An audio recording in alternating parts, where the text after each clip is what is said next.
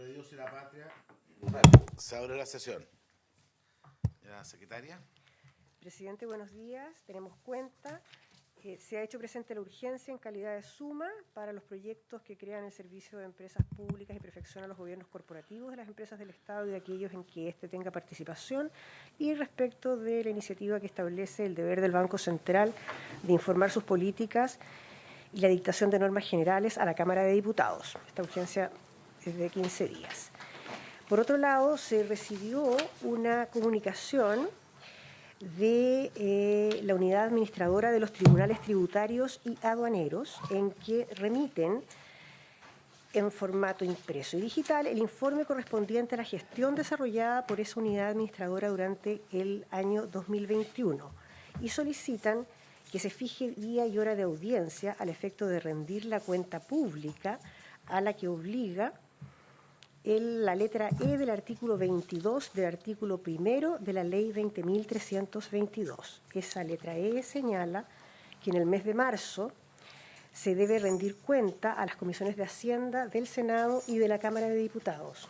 Esta ley es del año 2009 y se ha rendido esa cuenta el año 2010, el 2012 y el 2016. Por eso su cara. Ya. Y tampoco se ha hecho en el mes de marzo, se ha hecho en otros meses conforme se ha podido agendar. Ya, agendémoslo entonces para una próxima oportunidad respecto a los dos primeros proyectos. Lo ponemos en tabla para el miércoles 4 de mayo, entiendo que. Sí, el miércoles 4 de mayo. 4 de mayo, porque el día martes tenemos el tema de las finanzas públicas, entiendo, ¿no? Así es. Y ahí veremos después cómo seguimos tramitando a ver si una vez vamos a tramitar algún otro proyecto. Ok. Vamos entonces a la tabla. Presidente, se citó a la comisión para los efectos de tratar temas relativos a la operación renta, al impuesto territorial y al cierre de empresas y posterior reinicio de actividades de parte de ellas. Están invitados y ya conectados el Servicio de Impuestos Internos, la Tesorería General de la República, la Defensoría del Contribuyente y el Colegio de Contadores de Chile. Bueno, muy buenos días. Me saludo a cada uno de ustedes que está ahí telemáticamente. Como bien dice la secretaria, esta sesión tiene por objeto, nace más bien, voy a hacer una pequeña explicación de la inquietud, primero del senador García, en cuanto a poder revisar con las distintas autoridades, por parte con el Ministerio de Hacienda, de Impuestos Internos, con el director, pero además con otro interesado, el tema del plazo de la operación renta 2022, porque se ha planteado que habría algunos problemas, conflictos, demora. Queremos saber si eso es así, como para evitar algún cambio en los plazos, o al contrario, no hay inconveniente, y eso por eso que es muy importante lo que pueda opinar el director de Impuestos Internos. Adicionalmente, se pidió por parte de los senadores que pudiéramos tocar el tema del impuesto territorial, básicamente los reavalúos y el efecto que eso ha tenido en las contribuciones. Y por último, la senadora Rincón pidió que también hubiera espacio para hablar del tema de cierre, o sea, cómo está las facilidades o la burocracia, valga la redundancia, para un otro sentido, respecto al cierre de empresas y posterior reinicio de actividades. Ese también se lo mandamos al director de Impuestos Internos para que nos pudiera contar un poquito cómo está evolucionando ese proceso, que en esta comisión también se ha tocado en distintos momentos, de cómo se hace dentro de todo este escenario que es variable económicamente, cómo se puede facilitar la lógica de cierre de empresas, donde aparentemente hay a veces algunos trámites que lo hacen difícil, y lo que complica el reinicio de actividades, que está dentro de las cosas que en una economía siempre deben estar abiertas. Entonces vamos a abocarnos a esa tabla. Para este efecto, vamos a partir por el primer punto, que es el plazo de la operación renta 2022. No sé si está el senador García ahí, porque él quería hacer un breve planteamiento respecto de eso. Posteriormente le daríamos la palabra al Colegio de Contadores y a la Defensoría del Contribuyente para poder ver, y con el director de Impuestos Internos nos puede ayudar a revisar las inquietudes y a ver si podemos llegar a alguna lógica entre todos de entendimiento para que esta operación sea exitosa. Antes de eso, senador Cuscoque, ¿quiere usar la palabra? Sí, solo primero saludar a la comisión comisión y a través de la Secretaría preguntarle por su intermedio, presidente, si habrá llegado el reemplazo mío con respecto al senador Cast. Viene en camino, según... Viene en camino. Mientras no votemos, igual es bienvenido. Sí. Bueno, pero aún así. Bien. Se agradece, senador. El senador García.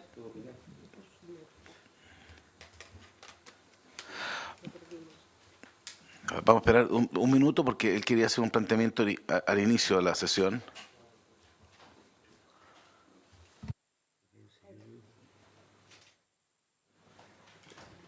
Senador García, usted además que en su momento tuvo un rol en este tema, le ofrecemos la palabra respecto al primero de los puntos, que es el que usted planteó, que el plazo de las operaciones de renta. Yo expliqué que usted iba a hacer un planteamiento, después el Colegio de Contadores, la Defensoría del Contribuyente y posteriormente el director de Impuestos Internos para el primer punto. Después vamos a ver el tema del impuesto territorial y el tema de cierre de empresa y posterior reviso de actividad. Senador García. Muchas gracias, presidente. Saludar a quienes nos acompañan en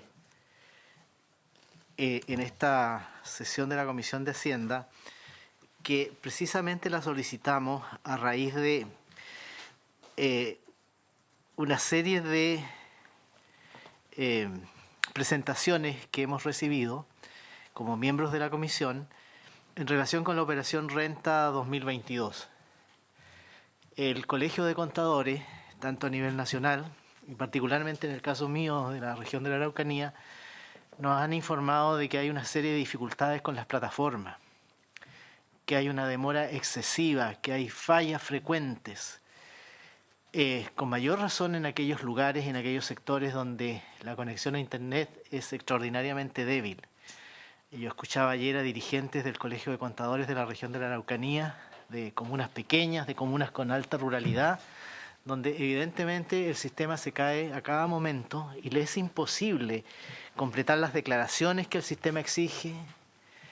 Particularmente ha habido muchas dificultades con una plataforma del Ministerio del Trabajo, que por supuesto forma parte finalmente de la operación Renta, y por lo tanto la petición concreta y que queremos conversar hoy día con las autoridades de Hacienda y particularmente con el director del Servicio de Impuestos Internos, es, tal como se hizo el año pasado, postergar hasta el 31 de mayo la operación Renta 2022. Nos dicen de que por mucho esfuerzo que se haga en los próximos días, por las dificultades que tiene el sistema, la demora excesiva hace imposible poder completar exitosamente la operación. Entonces, finalmente, ¿qué se hace? Es que se presenta la declaración Renta solo con el ánimo de poder rectificarla posteriormente. Pero, o sea, eso es por cumplir, para evitarse multas. Pero yo creo que no está en el ánimo ni de los profesionales del área contable, ni tampoco está en el ánimo, creo yo, de las autoridades de Hacienda y del director del Servicio de Impuestos Internos. Por eso es que esto ya lo vivimos el año pasado. El año pasado hubo la misma petición, se accedió creo que 2 días antes, fue muy encima, y quisiéramos que no se repita la situación ahora. Eso es en lo inmediato. Ahora, para las operaciones Renta siguientes del 2023 en adelante, yo creo que tenemos que ponernos de acuerdo. ¿Cómo se hace? ¿Cómo lo agilizamos? ¿Cambiamos definitivamente la fecha del 30 de abril al 31 de mayo? ¿Qué consecuencias tiene eso sobre los ingresos fiscales? En fin, pero, o sea, concretamente, que posterguemos operación Renta al 31 de mayo y segundo, veamos en términos definitivos cómo podemos solucionar los problemas digitales, los problemas de plataforma, las dificultades que todos los años se están enfrentando para dar cumplimiento a esta obligación legal. Gracias, presidente. Gracias a todos por su participación. Muchas gracias, senador García. Y ese fue, a resumir, lo que fue el planteamiento de la comisión cuando convocamos a esta sesión que reitero, porque venía llegando 2 senadores, que primero vamos a ver el tema de la operación Renta y después vamos a ver el tema del impuesto territorial y el cierre de empresas, lo que haya explicado respecto a las facilidades para ese trámite. Nos han pedido ser escuchados. Yo les pediría que ojalá ojalá sea unos 7 minutos cada uno, digamos, 8 minutos para tratar de avanzar. El Colegio de Contadores de Chile y la Defensoría del Contribuyente. Pero la palabra primero al Colegio de Contadores de Chile. No sé quién va a hacer uso de la palabra, si don José Luis Barría, don Juan Alberto Pizarro o don Carlos Boada. No, Buenos días a todos y a todas. buenos días. Agradecer en primer término a usted, presidente de la Comisión de Hacienda, y a sus integrantes, la posibilidad que se nos da para poder manifestar lo que ya hemos hecho lunes sábado con asesores del Ministerio de Hacienda y al mismo tiempo el día miércoles con el director de Impuestos Internos. Yo quiero recordar que esta es una situación que venimos nosotros reclamando desde el año 2014. No es un capricho nuestro y definitivamente cada día las cosas se van agravando mucho más. Nosotros entendemos los inconvenientes que pueden haber tenido en el Servicio de Impuestos Internos por el tema de la plataforma, por todas las situaciones vividas, de todos conocidos, de la pandemia, etc. Pero en definitiva, nosotros venimos reclamando que la operación renta, y esto se manifestó, yo quiero dejar claro, porque nosotros tuvimos la precaución de reunirnos con los asesores de los distintos criaturas iniciables en el mes de noviembre. Y yo me felicito que hoy en día esté el director, porque él fue parte de esas reuniones en el mes de noviembre, en representación de una candidatura, y él sabe que nosotros manifestamos las razones del por qué queremos que la operación renta se haga definitivamente en el mes de junio y no en abril. Antiguamente, la operación renta era en junio, se adelantó al mes de abril.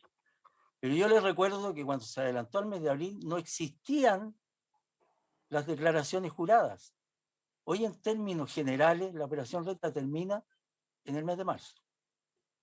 De manera tal de que eso, para que se tenga presente, como dijo el senador García, a futuro, para que podamos definitivamente solucionar este problema en el tiempo. Ahora, lo principal es que esta situación puntual que tenemos hoy en día es bastante crítica. Yo les quiero decir que en este minuto recibí un llamado de un contador y esa es la preocupación que tenemos. Esto, en definitiva, puede ser una situación bastante compleja al final de los días si la operación renta no se posterga. Tenemos un caso de una colega que llama, que dice de que está haciendo la declaración de renta de un contribuyente, en la cual el Servicio de Impuestos Internos contempla en esa declaración de propuesta solo una de las declaraciones juradas de arriendo. Esta persona es rentista y tiene honorarios. Y 3 declaraciones de arriendo. No entendemos por qué contempla una sola.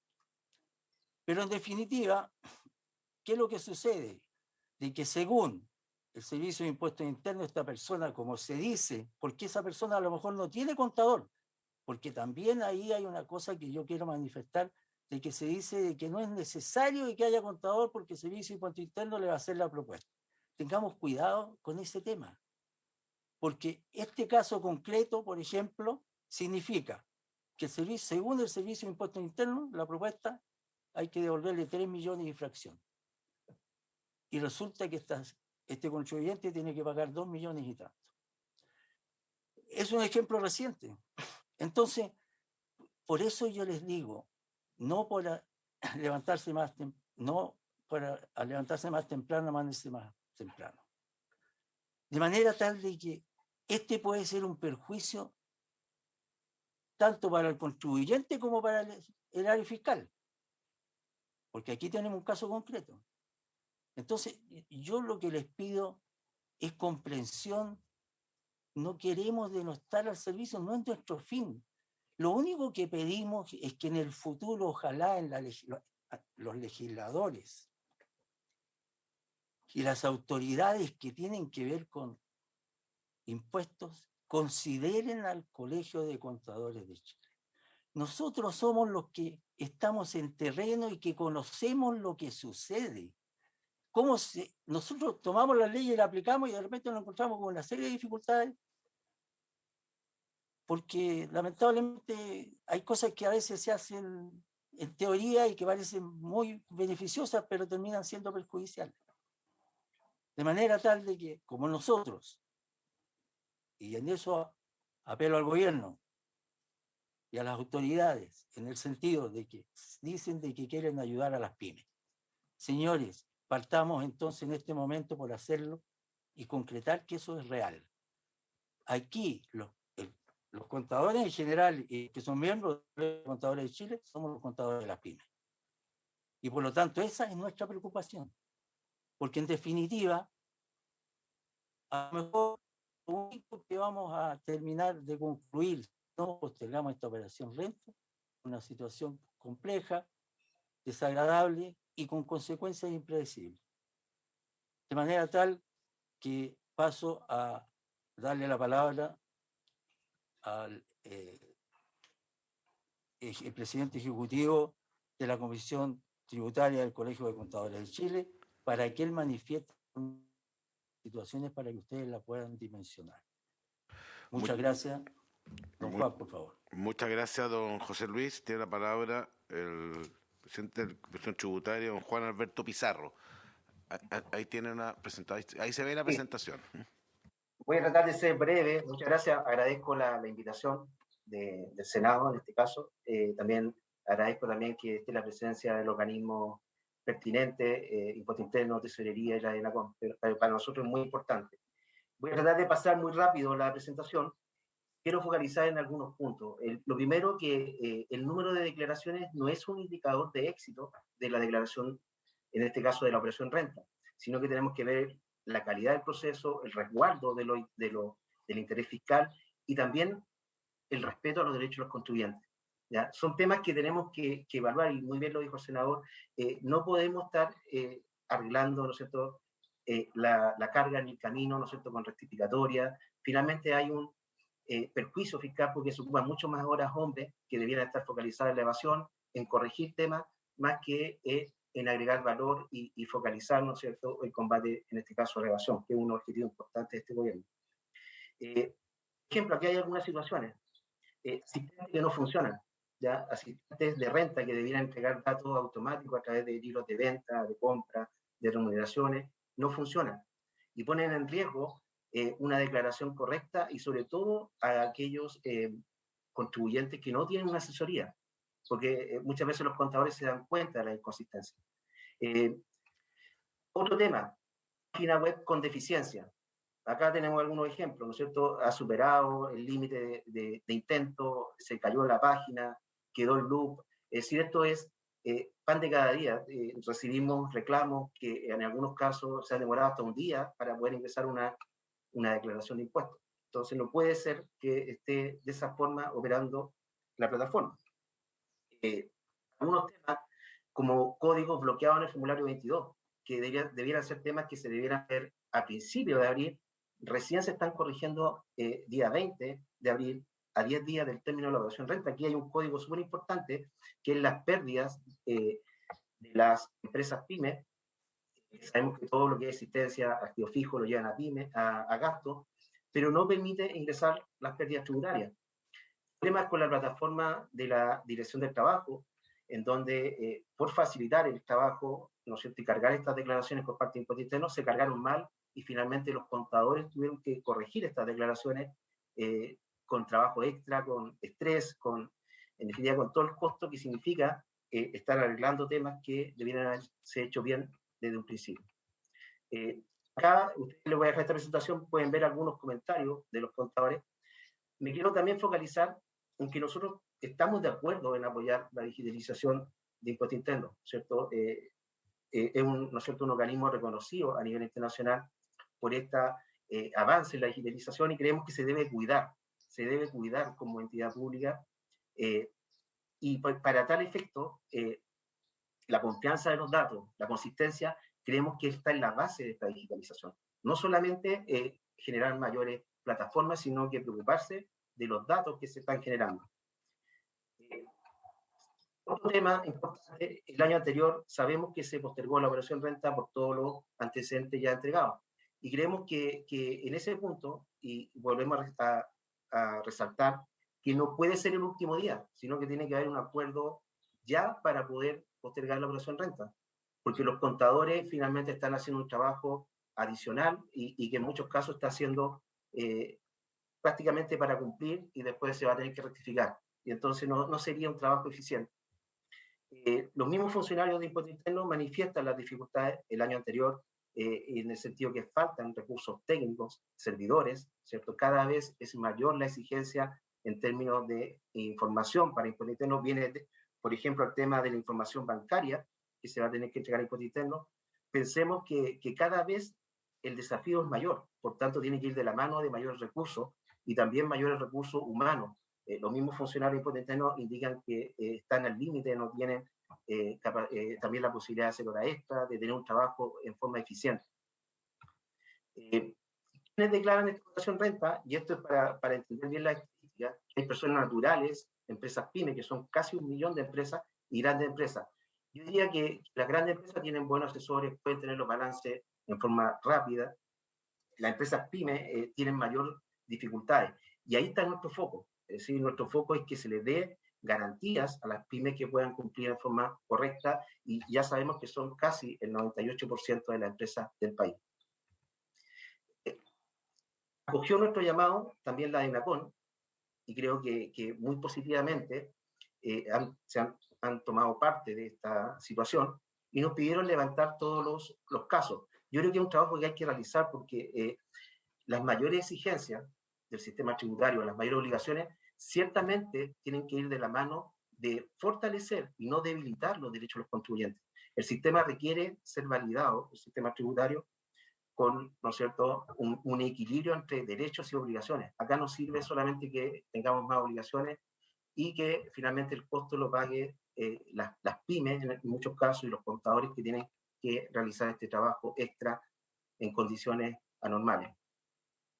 Los contadores nos manifestamos, ¿no es cierto?, en algún momento para poder hacer un llamado respecto a la extensión de la operación renta, corregir los errores.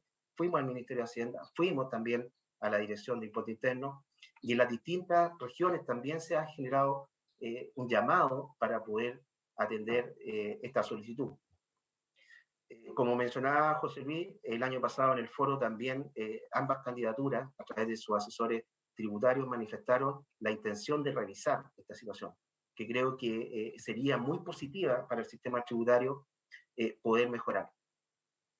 Nosotros no queríamos llegar a los límites que ocurrieron el año pasado, donde finalmente estuvimos a punto de solicitar una auditoría para el proceso de operación renta. Creemos que con una combinación de trabajo público-privado se pueden hacer buenas cosas. Nosotros estamos dispuestos a generar mesas de trabajo del más alto nivel que puedan resolver los problemas y apoyar en el avance de las mejoras que requiere el sistema tributario, sobre todo en temas de simplicidad, eficiencia, porque hay otro tema de recaudación que se va, ¿no es cierto?, a encargar en algún momento este nuevo pacto tributario, pero creo que es importante también poner el foco en la simplicidad y en la eficiencia del sistema tributario. Me voy a remitir solamente a la solicitud más importante, que es la ampliación del plazo. Nosotros pensamos que tal como ya ocurre, por ejemplo, en España, debiera ser el 30 de junio. Yo creo que el 31 de mayo, la primera propuesta también es una propuesta razonable. Es una propuesta razonable en que podamos sentarnos, revisar los casos y mejorar, porque finalmente hay un bien para el país. También pedimos la eliminación de las multas e intereses a todas las declaraciones que se han generado con error. En algunos casos, por el mismo error de impuesto interno, al volver a cargar han existido multas e intereses. Y la devolución automática de los pagos provisionales en el caso de las pymes. Creemos que no es un condicionante de no extender la operación renta el hecho que existan devoluciones, porque muchas veces son PPM, ¿cierto?, que se pueden devolver, porque el país requiere volver a ponerse de pie, reemprender, y sobre todo las empresas pymes que son las más golpeadas por la pandemia.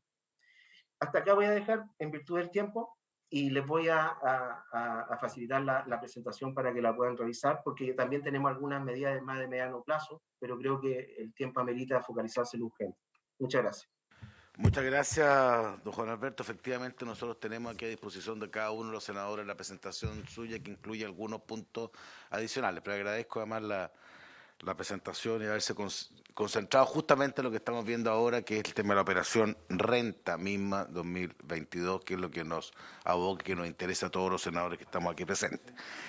A continuación tiene la palabra el don Miguel Zamora, a nombre de la Defensoría del Contribuyente.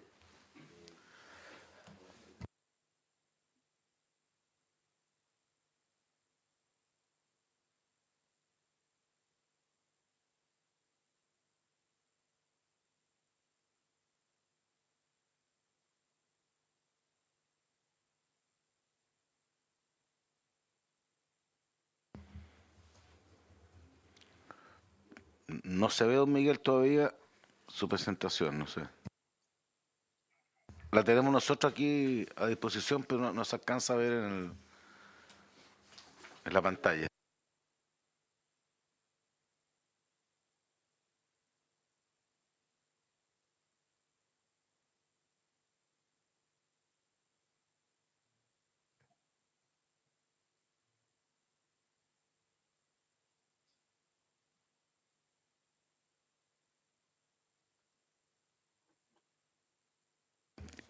Tiene el audio desactivado y eso es lo que nos genera un problema.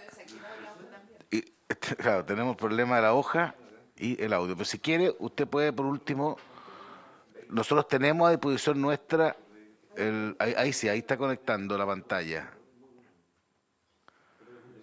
Ahí no.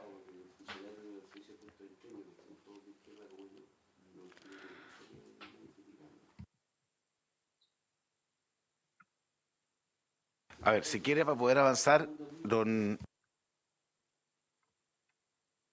puede explicar verbalmente lo que su planteamiento. Nosotros en todo caso tenemos el documento, como le dije, digamos, para poder darle curso a la reunión. Tiene la palabra, don Miguel.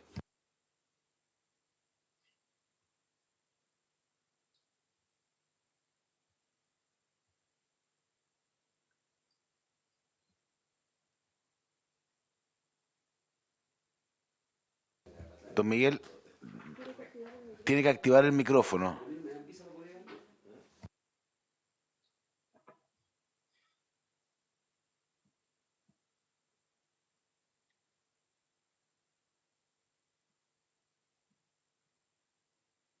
Sí, según nuestro equipo técnico, sigue con el micrófono desactivado. Ese es el problema, es que tiene que activarlo desde el computador. ¿Ah?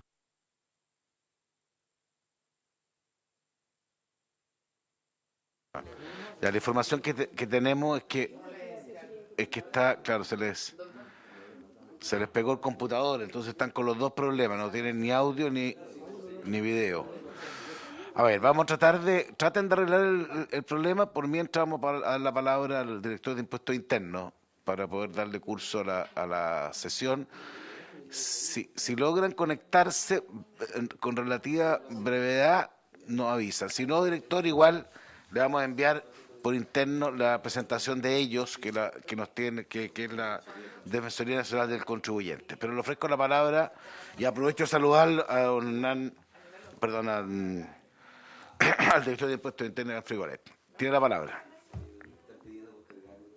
Muchas gracias, senador, por su intermedio. En calidad de presidente, voy a hacer una breve presentación. Tenemos presentaciones por los tres temas que estaban en tabla. Uno, la de la operación renta. Dos, el revalúo. Y tres, lo que tiene que ver con términos de giro, que interpretamos así la problemática que se plantea en el punto Así 3 de era, la tabla. efectivamente, está bien interpretado. Entonces voy a pedir... Voy a compartir la presentación. Si esa presentación además la pueden enviar por mientras a la comisión, sería bueno para poder hacer un seguimiento. Pero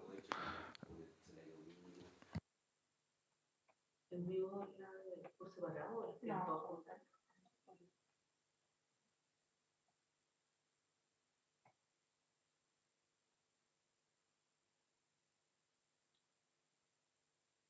¿Sí? ¿Apareció la presentación? Ahí se ve, ahí se ve. Perfecto. Vamos a poner en modo presentación. Ahí está. Bueno. La operación renta de este año estamos esperando aproximadamente 4 millones de declaraciones, de las cuales 1,2 millones van a corresponder a declaraciones que van a presentar empresas. Para este universo hemos levantado propuestas, tanto para las personas naturales como para las empresas, en torno a 3,5 millones de propuestas que están disponibles, de las cuales 2,7 millones son para personas y 800.000 son para empresas. Los plazos, el calendario es para las que tengan fecha con declaraciones con devolución. El primer corte es al 21 de abril, para que todo lo que sea solicitudes de devolución vía depósito por transferencia electrónica van a tener los depósitos el 12 de mayo. El segundo corte está al 29 de abril y las que presenten sus declaraciones en ese momento van a tener una devolución vía transferencia el 19 de mayo y finalmente las que se presenten hasta el 10 de mayo, que es el plazo máximo para aquellos que tienen devolución, su depósito va a estar disponible el 26 de mayo. Para las declaraciones que tienen pago, los pagos empezaron a procesarse desde el 8 de abril y el plazo máximo es el 2 de mayo. Principales novedades que presenta esta operación renta son dos que afectan principalmente a las personas en sus declaraciones y tiene que ver con el préstamo solidario, que hubo 1.300.000 personas que pidieron el préstamo en el 2020 y corresponde en esta operación renta hacer el pago de la primera cuota, que representa un 10% del valor del préstamo solicitado en el año 2020. Lo segundo tiene que ver con aquellas personas que hicieron el segundo retiro desde sus cuentas individuales en la administradora de fondos en la cual tienen sus cuentas, es que quedó afecto a impuesto a la renta. Por lo tanto, todos aquellos contribuyentes que superan en sus rentas, sin considerar el retiro del 10%, superan las 30 unidades tributarias anuales, es decir, aproximadamente 19,5 millones de pesos, van a quedar entonces que sus bases tributables van a incorporar el retiro realizado y van a tener que pagar un impuesto asociado a esa renta adicional. Para todos aquellos que tengan una remuneración o ingresos menores a las 30 unidades tributarias anuales, no quedan afectadas al impuesto tal como lo estableció la ley. Entonces son dos problemáticas nuevas que se presentan en esta operación renta y que fueron obviamente asumidas por nuestro servicio para entregarle a los contribuyentes la información pertinente e incorporarlas en las respectivas propuestas de declaración de renta. Tenemos aproximadamente 1,9 millones de visitantes al día de ayer.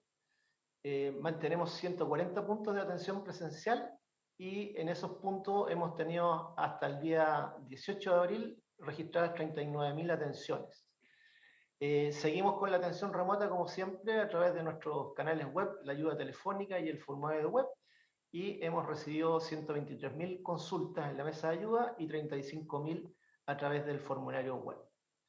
Se dieron cursos en términos formativos para entender mejor la declaración de renta, como todos los años, y fortaleciendo ahí todos los contribuyentes potenciales que están interesados en conocer más de los procesos de declaración de impuestos. Facilitación para las empresas, se mejoraron prácticamente todos los asistentes para presentar las declaraciones juradas, con foco especial en el régimen ProPyme general y en el ProPyme transparente. También se hizo un esfuerzo importante para, y esto no es de este año, se viene haciendo desde años pasados, la presentación automática de la declaración jurada de la 1879, que considera la retención de honorarios. Y finalmente también hicimos un esfuerzo especial de coordinación con la Dirección del Trabajo para tener acceso a la declaración jurada 1887 relacionada con los sueldos. Balance a la fecha. Hasta la fecha hemos recibido más de 185.000 declaraciones a través de los asistentes. Hicimos también la construcción automática de la declaración jurada de la 1887, son 55.949 declaraciones hechas sobre la base de la información de la Dirección del Trabajo. Y las propuestas de declaraciones juradas 1879 recibidas sin modificar están en torno al 97%. Hemos recibido 1.6 millones de declaraciones juradas. Veamos ahora las problemáticas que se han ido suscitando y cuál es la ponderación que han tenido principalmente las declaraciones juradas, que son las más relevantes para el mundo de las pymes. Primero, lo que tiene que ver con la declaración jurada de honorarios. Se presentaron 576.000 declaraciones juradas y el 10% de ellas está con observaciones. Y las observaciones tienen que ver con algunas inconsistencias que están presentes en la declaración jurada enviada versus los registros que tenía el servicio registrado en nuestras bases de datos. Ahí tenemos entonces un primer foco donde el problema está circunscrito a un 10% de las declaraciones juradas presentadas. Después viene la declaración jurada de sueldos. Se presentaron 410.000 y con observaciones resultaron 55.000. Aquí, ¿cuáles son las observaciones que se están recogiendo mayoritariamente ligadas con inconsistencias en los montos de leyes sociales relacionadas con la renta bruta y diferencias de retenciones de honorarios respecto al pago realizado por la empresa en el formulario 29 durante el año 2021? ¿Sí? Entonces ahí tenemos aproximadamente las observaciones, están en torno al 13%. Después la declaración jurada de renta presunta, hay presentadas casi 83.000, de las cuales un 2,4% tiene observaciones. Después de la declaración jurada de base imponible ProPyme transparente, se presentaron 153.000, y ahí las que están con observaciones es apenas un 2%. Y de las declaraciones juradas de base imponible en el sistema semi-integrado y en el ProPyme general, se presentaron 330.000, de las cuales solo un 5,4% está con observaciones. Aquí tenemos algunas estadísticas en términos de las declaraciones juradas que potencialmente podrían estar incompletas y que presentan solamente un registro. Ahí está, por tipo de declaración jurada. En la declaración jurada, la 1943, el problema es prácticamente inexistente. En la 1948 estamos con 18.000 que potencialmente podrían presentar un problema de un total de 330.000.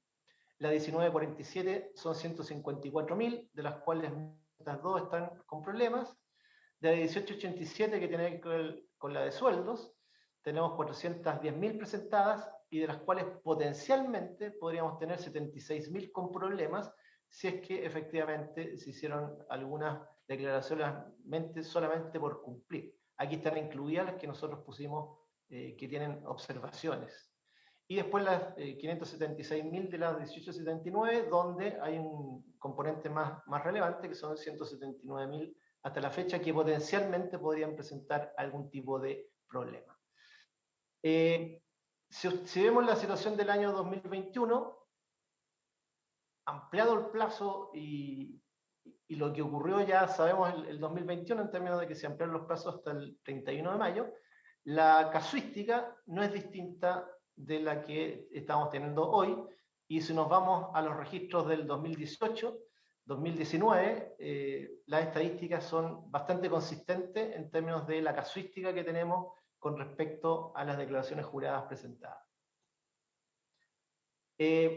Aquí están la cantidad de rectificatorias que han habido en términos de las declaraciones juradas en el año anterior y este año, y en general no vemos mayor problema, salvo la 1887, donde efectivamente estamos con un nivel muy parecido al del año pasado, pero normalmente la mayor parte de las rectificatorias se centran justamente en esta por la relevancia que tiene para determinar ajustadamente la renta líquida imponible. Don Hernán, me da un segundo.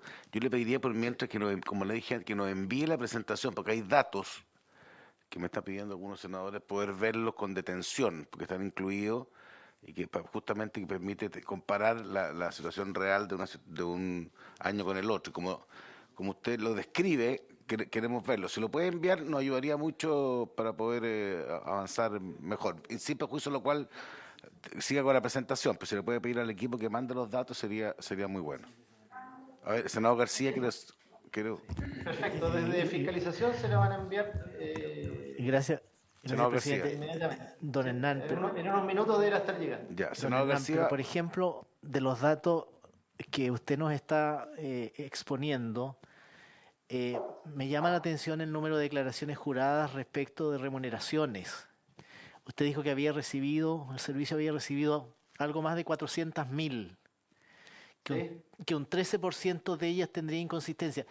Pero ¿cuánta debió haber recibido? Porque ese dato también es importante. Por lo menos la información que yo tengo de los contadores de la región de la Araucanía es que me dicen que no han podido cumplir con ese trámite, porque también la propia plataforma del Ministerio del Trabajo no les ha permitido dar cumplimiento a esa declaración jurada. Senador, con Tiene respecto la palabra a don esa... Hernández. Sí, señor presidente, por su intermedio, entonces, hemos recibido más declaraciones juradas que el año pasado. O sea, en ese sentido estamos avanzando normalmente, que está relacionado con el incremento también que estábamos esperando en las declaraciones a presentar. Y en ese sentido avanzamos, no hay ninguna diferencia con respecto a lo que se presentó el año pasado dentro del plazo normal y considerando también el plazo ampliado. Entonces, en ese sentido, no tenemos un número que esté generando una descuadratura con respecto a lo potencialmente esperado. Para terminar, tenemos aproximadamente 2 millones ya de declaraciones recibidas y de las cuales 282.000 están con declaraciones de préstamo. Y para esas 282.000, 110.000 aproximadamente van a tener devolución de excedentes por las retenciones que se hicieron entre septiembre y diciembre del año pasado. Con respecto a las declaraciones actuales, 1.600.000, 1.650.000 casi están con solicitudes de devolución, 229.000 no tienen pago ni devolución y 114.000 van con pago. Aquí tenemos la presentación de las declaraciones de renta con extensión de plazo del año pasado. Y vimos que el año pasado, acá está la distribución de aquellas declaraciones con devolución, más o menos al 10 de mayo estaba el 90% de las devoluciones dentro. Lo que nos llama la atención es que también tenemos grandes y medianas empresas donde hay servicios grandes que están apoyando las declaraciones, también se acogieron a la postergación. Y sin embargo, parece que hay bastante más responsabilidad social en términos de cuando correspondió el pago. Al 30 de abril, prácticamente en el segmento de mayores empresas estaba el 90% totalmente declarado, y la ampliación después involucró a un 10%. En términos de montos, así, ese 10% representó prácticamente el 90% del pago postergado. Después, en términos de las medianas empresas, tuvimos al 30 de abril un cumplimiento del 80%, las micro un 73%, las pequeñas un 77% y las personas un 78% de las que tenían pago. Declaraciones calzadas, ahí estaba relativamente 75-25 y en el segmento de las empresas en promedio un 60-40. Y en términos de declaración total, a nivel de las empresas estábamos con un modelo 70-30 y a nivel de las personas estábamos con un modelo de 85-15 desde el punto de vista de lo que había. Veamos, el año tributario 2021 sí tuvo muchas novedades desde el punto de vista de lo que era ya la implementación plena de la ley 21.210 de modernización tributaria.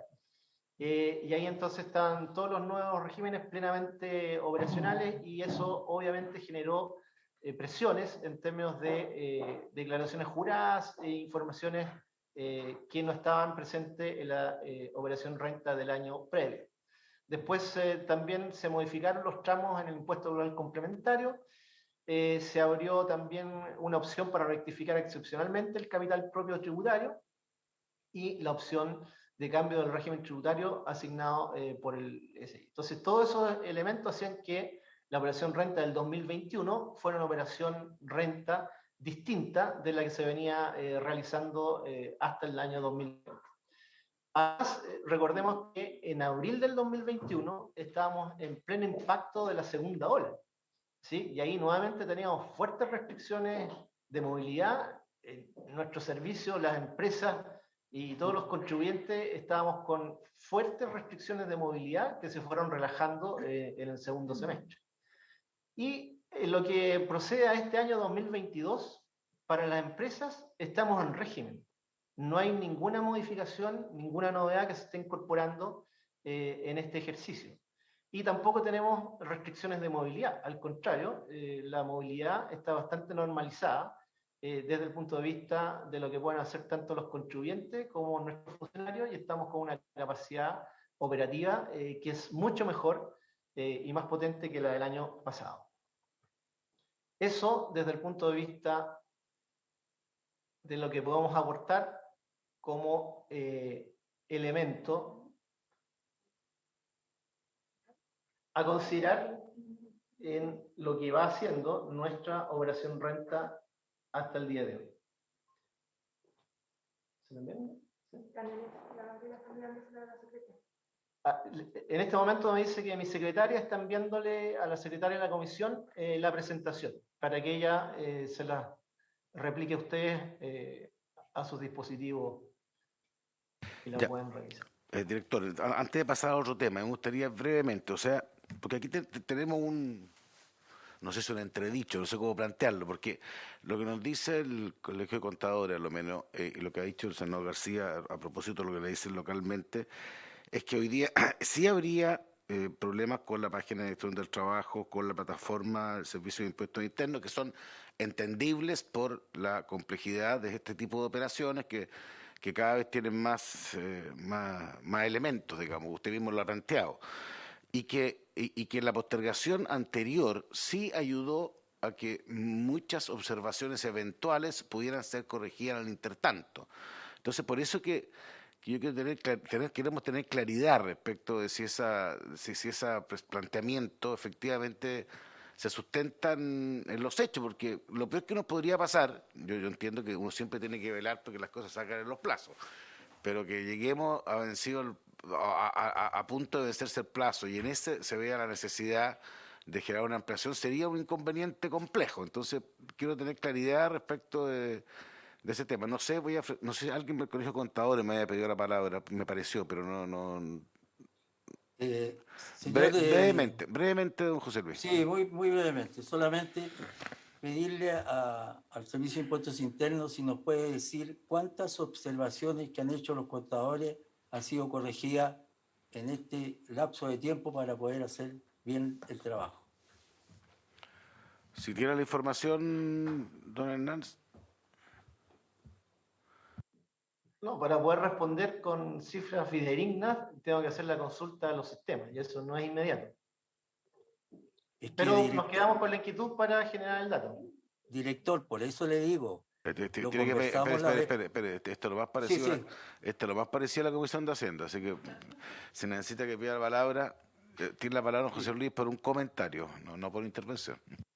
Perdón. Tiene la palabra. Solamente el comentario solamente tiene que ver porque es muy significativo, porque si bien es cierto se dice que el año pasado no es lo mismo que este año, porque el año pasado era la implementación de la operación renta con la modernización.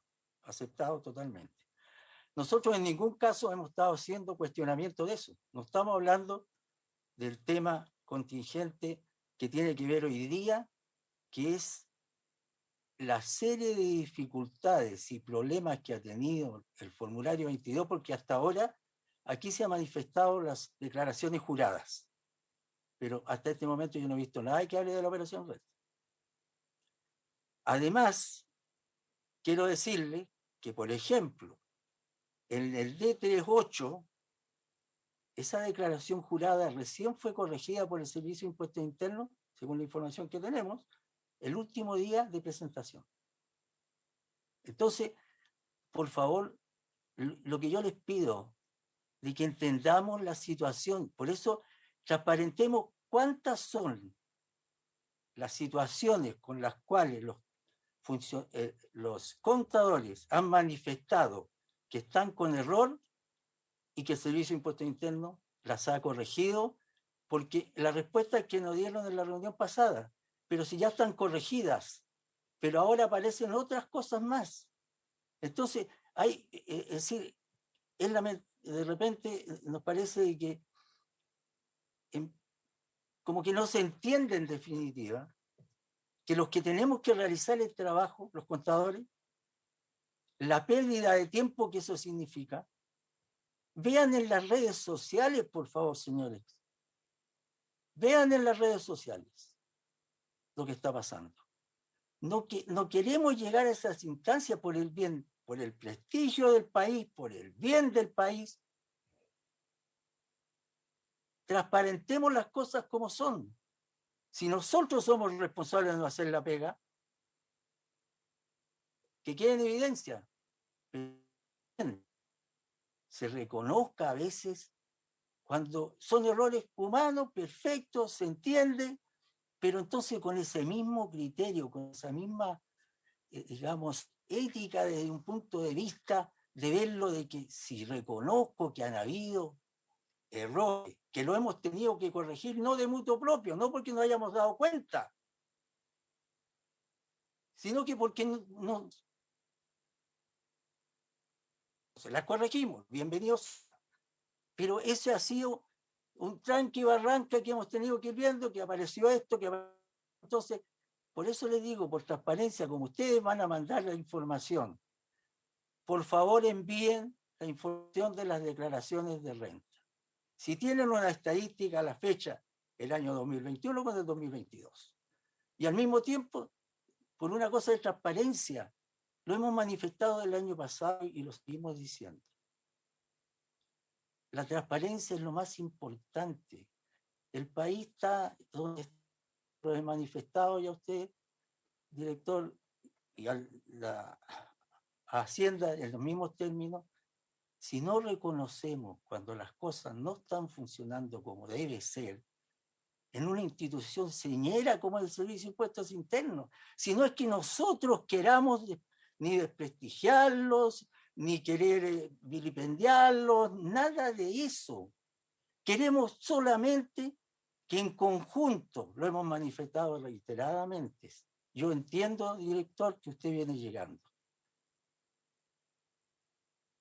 Y no voy a decir más, usted viene llegando. A lo mejor no conoce realmente las cosas como son realmente. Pero en definitiva, vuelvo a decir, señores, por favor, entienda lo que estamos viviendo. Y una institución del Estado tan importante, tan significativa,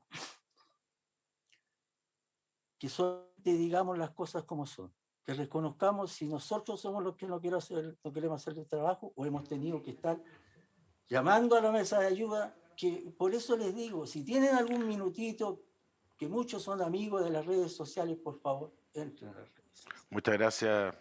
Tiene palabra por un Muchas minuto. gracias. Le puedo dar a don Juan Alberto, que me está... Sí. Muchas gracias, senador. Solamente quería recalcar, ¿no es cierto?, que el proceso de renta, para que sea exitoso, hay que fijarse en la calidad del proceso. ¿Ya? Acá, como se mencionó, hay declaraciones que se están enviando como propuestas de impuesto interno, en que muchas veces el contribuyente aprieta el botoncito, pero ya se han identificado una serie de errores.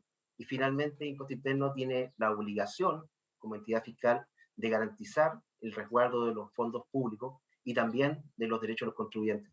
Creo que ese punto hay que tomarlo muy en serio. No podemos estar engañándonos con cifras como fue el año pasado, sino que tenemos que tomar la responsabilidad respecto a la situación compleja que está ocurriendo actualmente. ¿Ya? Y otro punto que quiero también mencionar, que nos contacto con los tribunales tributarios y están colapsados. Es decir, ellos mirarían muy bien un mes más de postergación porque están tratando de sacar causas, ¿no es cierto? Y esto solamente, mayores observaciones, lo único que va a hacer es que va a restringir los recursos de impuesto interno, que sabemos que son limitados, es decir, hay mucho menos fiscalizadores que la OCDE, y que requieren ser focalizados con gestión. El mismo director de impuesto interno dijo que su foco iba a ser la gestión. Entonces, si va a ser la gestión, que realmente nos focalicemos en fiscalizaciones de fondo y no de forma, como para estar corrigiendo errores que, en definitiva, sabemos que van a ocurrir, dadas las circunstancias actuales. Eso, senador. Muchas gracias. Bueno, muchas gracias. Director, no sé si tiene algún comentario respecto de este punto. Sí, yo creo que nuestra síntesis estadística permite percibir en realidad la calidad del proceso de la información base con la cual opera el servicio. Eso quiere decir también nosotros nos hacemos cargo de los casos extremos en los cuales hay desinformación, etcétera. Y todo lo que nosotros ponemos ahí observadas tiene que ver con inconsistencia de la información aportada durante el año 2021 al sistema, y que después en las declaraciones juradas hay una inconsistencia con respecto a la propia información que ingresó durante el año versus la que se presenta en la declaración jurada. Y eso da lugar a una observación, en la cual obviamente se refrenda para que se tomen las medidas del caso y se corrija la inconsistencia. Esa es la mayor parte de las observaciones que nosotros podemos hacer. Conciliamos la información que entró durante el año 2021 con la que se presenta en términos de información ya consolidada para el año como un todo por los propios contribuyentes. Entonces, eso es una aclaración en términos de lo que ponemos a disposición y lo que está obviamente en proceso. Después vienen los procesos de fiscalización que se hace una vez terminada la operación renta y teniendo ya las declaraciones dentro. Y eso, entre el año, ahora no tenemos esas estadísticas porque tenemos que cerrar el proceso, pero en general, incluso en los años más duros de pandemia, ese proceso no tuvo grandes diferencias desde el punto de vista de la cantidad de declaraciones que fueron fiscalizadas y que requirieron una rectificación posterior. Entonces, hasta el momento tenemos una situación que fluye bastante normal, diría yo, en el proceso, teniendo claro, obviamente, de que este es un momento estresante para aquellos que tienen que completar los datos y muchas veces tienen clientes que presentan situaciones bastante complejas. Y obviamente eso no podemos resolverlo nosotros, es parte de la realidad con la que tenemos que lidiar. Muchas gracias, don Hernán. Yo creo que representa a la Comisión, por lo menos de tener claro que aquí tenemos un tema en desarrollo, digamos. Y aquí yo creo que todos queremos que esto sea una operación exitosa de todo punto de vista, digamos, que tanto de un punto de vista de transparencia, de un punto de vista de recaudación, de un punto de vista de forma de trabajo de los contadores, un punto de vista de celeridad para las pymes y para las empresas que están sometidas a esta operación. Así que yo creo que nosotros cumplimos con plantear nuestra preocupación que plantean los contadores, digamos, y sí le pedimos, director, digamos, que usted esté alerta frente a estas cosas que van evolucionando, porque obviamente si fuera necesario generar una ampliación. Estoy haciendo lo hipotético, mientras antes se pueda saber eso, funciona de mucho mejor manera. Entonces eso me parece que es bien relevante sin perjuicio de la información que usted nos está dando. Senador Núñez, después del senador Núñez la palabra a la tesorería, que también, no había visto, que también estaban presentes, por si tienen algo que agregar a este tema, de senador. Sí, mire, yo el comentario que quería hacer, presidente, es que saludar a todos los que están poniendo acá en la comisión. Es que el año pasado, en la Comisión de Hacienda, me tocó ver de la Cámara de Diputados esta misma problemática, ¿ya? Por lo tanto, es cierto de que no es un tema nuevo, es un tema que se arrastra. Claro, ahí teníamos, como bien dijo el director de Servicio de Impuestos Internos, un carro de arrastre de los problemas vinculados con la pandemia, que agravaron por el hecho de que habían procesos físicos que igual se hacían más lentos, y además los sistemas digitales estaban recargados porque había un sobreuso, digamos, dado el arrastre que teníamos por las medidas de confinamiento. Pero yo tengo entendido que el año pasado logró resolverse bien. El servicio agilizó, tomó medidas, tal vez se reforzó. Entonces, yo creo que en ese sentido está el ánimo que esto tienda a la normalización. Yo creo que el servicio tiene todas las capacidades para poder adoptar medidas, ¿ya? Y en ese sentido, bueno, valoramos el espacio, pero también entendiendo que aquí hay ciertas formalidades que cumplir, digamos. Y desde ese punto de vista también es cierto que una ampliación de los plazos permanentemente va a ser una norma que se va a dar en muchos procesos públicos. Yo tengo mis dudas de lo conveniente que sea. Entonces yo lo dejaría a criterio del servicio, entendiendo el problema que nos plantean, pero también tengamos claro que atrasar las declaraciones finales también puede implicar que se atrasen los pagos y las devoluciones. Entonces, tiene sus efectos, ¿ya? Y el año pasado ya se tomó en cuenta y hubo una buena recepción a estas inquietudes. Eso, presidente. Perfecto, senador. O sea, compartimos todo que esto es una facultad de impuesto interno, efectivamente, y debe ser siempre utilizada con prudencia, porque si tampoco se puede instalar que esto sea de forma permanente. Pero sí queremos, creo que es parte del rol de la comisión, tratar de levantar estos puntos para reflexionarlo en un sentido positivo. Así que, directorio, le planteo, y sí, ese dato que nos pidieron respecto de que todavía, obviamente, tiene que averiguarlo respecto de cuántas rectificaciones son aportadas por los mismos contadores, eso también sería importante tenerlo presente, digamos, para adelante. Lo manda cuando apenas tenga el dato, no necesariamente el día de hoy, pero lo manda apenas pueda hacerlo. Antes de volver a los dos temas, en todo caso queda claro el punto. O sea, aquí estamos todos unánimos y por eso quisimos plantear en la comisión de que hubiera un espacio de discusión respecto a la operación Renta 2022. Están planteados los puntos debidamente por los contadores. Me parece que el senador García y también el senador Núñez, quien habla, el senador Rincón, el senador Cusco, que estamos conscientes que aquí tenemos un tema que hay que resolverlo de buena manera. Y por eso que mientras más claridad haya, mucho mejor. Antes de pasar la palabra, la tesorería, no sé, tenía algo que agregar respecto a este punto y también estaban citados respecto de esto. Entendemos que regularizaron están ahí presentes, ahí los veo, ¿no? Sí, presidente. Buenos días, senadores. Efectivamente, bueno, teníamos una presentación que abarcaba todos los temas que me imagino que son más complementarios. Concentrémonos en esto. Sí, claro. Voy a presentar brevemente porque parte de la presentación tenía que ver con este tema. Denme un segundo, por favor. En particular, puedo hacerla. Perfecto. Sí, podemos avanzar, por favor, a la primera. Bueno, la particularidad que tenemos, más allá de ser obviamente complemento en los procesos que requiere en los contribuyentes para efecto de hacer sus declaraciones de impuestos, que va de cara, como ya lo vimos recién, con el impuesto interno. Oye, para otra vez, tesorero, la ve que grande la letra, no sé si... Sí, lo que pasa es que la presentación está en PDF, pero la PPT que teníamos es un poquito más grande.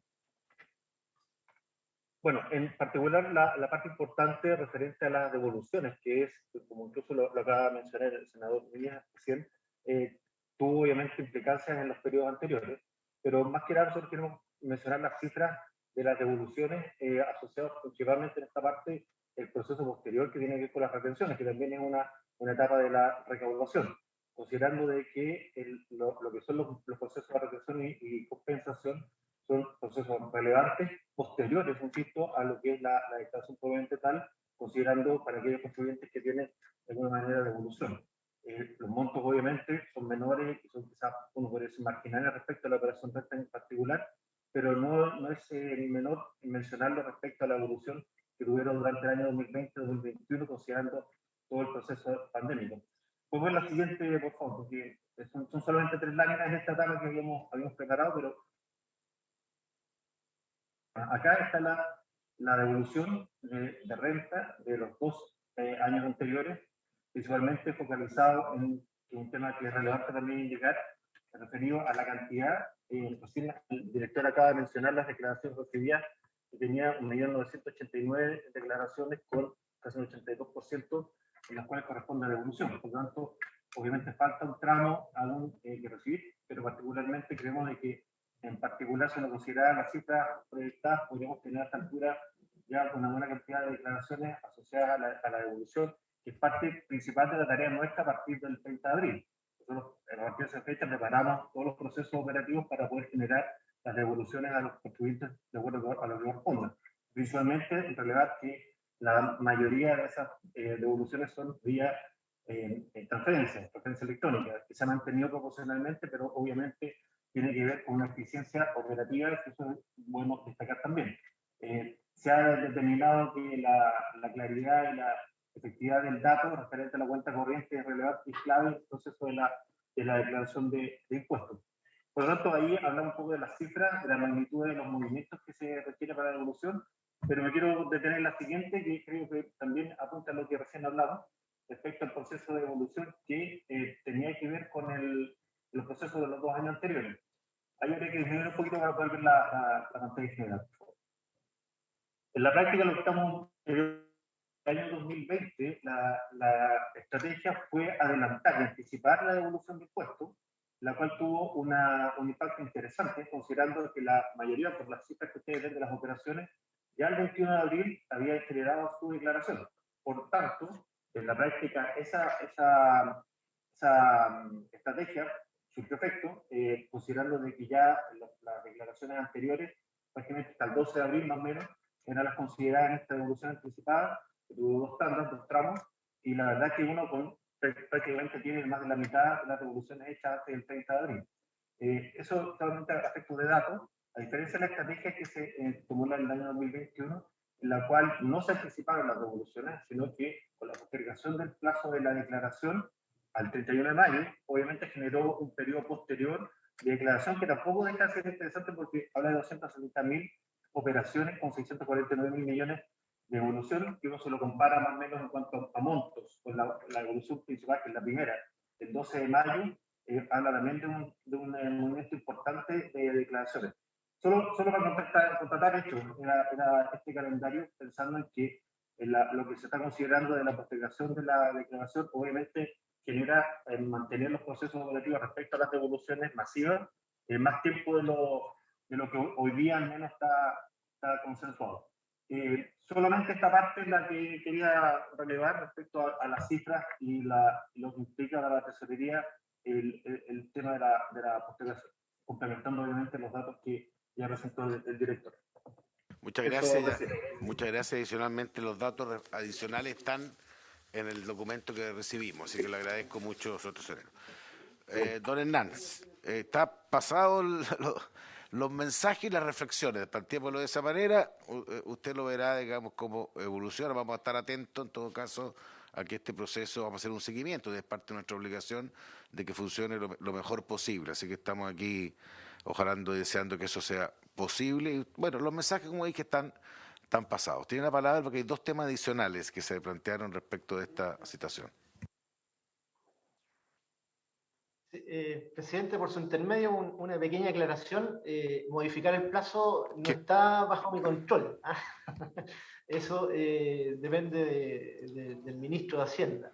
Y lo que sí está bajo mi control y que ya ofrecimos al Colegio de Contadores, que en la medida que efectivamente la rectificación de las declaraciones juradas fuera a obligar a que las declaraciones quedaban presentadas fuera de plazo, lo que tenía que ver con las multas asociadas a eso, nosotros en este proceso estamos en condiciones, eso sí, está bajo mi potestad, de dejarlas con un 100% de condonación.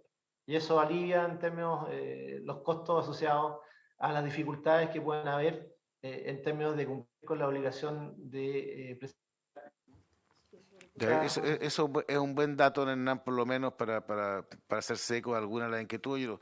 Y una cosa que lo hayan planteado directamente, por otra que quede constancia en la Comisión de Hacienda. Creo que eso es importante. Pero seguimos con los mensajes y usted tendrá influencia directa sobre el ministro de Hacienda si lo viera necesario, me imagino.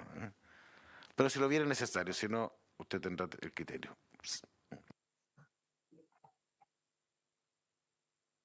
Siga nomás con los otros 2 temas que nos abocan. Perfecto. Vamos a pasar ahora a lo que tiene que ver con el revalúo.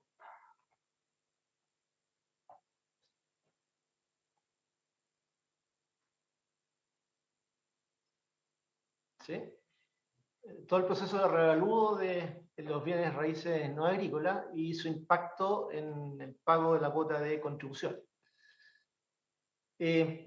Brevemente, ¿qué es lo que es el revalúo? Hay un marco legal que la Ley de Impuesto Territorial señala que el Servicio de Impuestos Internos debe reevaluar cada 4 años los bienes raíces no agrícolas. Este proceso, entonces, es un proceso de tasación masiva y simultánea en el cual se actualizan los avalúos de los bienes raíces de acuerdo a las variaciones de precios, según el desarrollo de las ciudades, la demanda en el mercado inmobiliario y otros factores, recogiendo las plusvalías o minusvalías experimentadas en un periodo. Para ello, el Servicio de Impuesto Interno define tablas de valores de terreno y de construcciones que son aplicadas a todo el catastro de bienes raíces, definiendo sus valores fiscales, que son la base para determinar el impuesto territorial. ¿Sí? Hemos sabido que el mercado inmobiliario ha estado bastante agitado, tanto en lo que tiene que ver con los valores de las construcciones como movimientos en la revalorización de los terrenos. ¿Sí? Entonces, el proceso de reavalúo se inserta en lo que son los movimientos del mercado, y el Servicio de Impuesto Interno desarrolla un modelo en el cual trata de capturar los datos relevantes. Para eso tenemos al país segmentado en 345 municipios, y nuestro proceso de valoración implica asignar en esos municipios un total de 14.000 áreas homogéneas. Estas áreas homogéneas son propiedades que reúnen algunas características que son comunes, y eso nos permite entonces encasillarlas en un grupo que las hace entonces tener ciertas peculiaridades que le son comunes a todos los que están dentro de esa área homogénea. Desde el proceso probablemente tal, en este año tenemos casi 7,5 millones de roles que fueron reevaluados. El 42% de estos roles quedó afecto al pago de impuestos y el 58% está exento. Dentro de ese universo tenemos 5,5 millones de roles que son con fines habitacionales, los cuales solamente el 23% quedó afecto y el 77% está exento del pago del impuesto territorial. Y detrás de todo este catastro tenemos 4.300.000 propietarios de bienes raíces.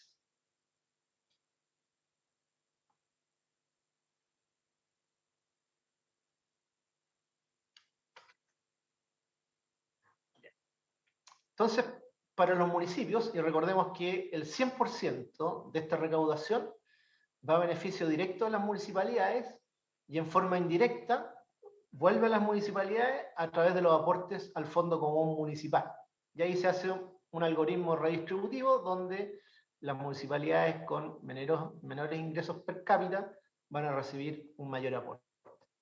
¿Cuál fue el incremento que tenemos aproximadamente asociado al revalúo?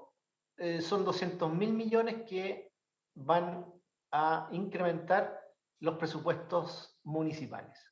Estamos llegando prácticamente a una recaudación de 2 billones de pesos anuales asociados al impuesto. Es decir, estamos hablando casi de 2.400 millones de dólares por año. Y de estos 2.400 millones de dólares, 2.250 aproximadamente están aportados por las contribuciones de las propiedades no agrícolas. El aporte del catastro agrícola está en torno a los 120 millones de dólares. Metodología. El proceso de avalúo considera 4 ámbitos específicos. Primero, uno físico, donde tenemos un inventario, un catastro, con el detalle de las construcciones y de los terrenos. Después tenemos un proceso de valoración, en el cual efectivamente se determinan los avalúos fiscales que son la base para el giro del impuesto. Tenemos también una base de datos legal, donde tenemos detallado y actualizado los propietarios, así como los porcentajes de derechos que están asociados a estos propietarios. Y finalmente tenemos uno cartográfico, donde hoy por hoy prácticamente todas las propiedades están georreferenciadas, y los que ya hayan entrado a nuestra página pueden usar las ventajas del Google Earth y prácticamente tener una representación en terreno real. ¿Sí? Lo pueden ver ahí con imágenes satelitales. Este catastro de bienes raíces entonces se alimenta de información que proviene de los notarios y los conservadores de bienes raíces, de los municipios, de los ministerios de bienes nacionales, de los contribuyentes, de la Tesorería General de la República, el Ministerio de Vivienda y del MOP, bancos e instituciones financieras y también de las empresas inmobiliarias. Es decir, el Servicio de Impuesto Interno hace un barrido de todas las fuentes de información que son relevantes para el proceso de inventario de las propiedades y de valoración de esas mismas propiedades. Se hace un estudio urbano. En esta ocasión contamos con una asesoría de la Dirección General del Catastro de España, que fue una colaboración lograda a través de Eurosocial. Y ahí entonces lo que se genera es un expediente territorial. Tenemos todo esto distribuido cartográficamente en el país. Se hace un diagnóstico de la situación y se actualiza. Esto no es un proceso que hagamos una vez, sino que lo vamos haciendo durante todo el año revalúos. Se hacen análisis de las variables territoriales en términos de ver los modelos de valoración, cómo van respondiendo, con el fin de determinar cuáles son las áreas homogéneas que se pueden definir para en ella entonces aplicar un modelo que sea estandarizado de revaloración. En esta ocasión, la información está disponible para todos los usuarios que quieran tener un análisis muy detallado asociado al proceso de avalúo, en lo que respecta a la valoración de los terrenos y lo que respecta a la valoración de las edificaciones.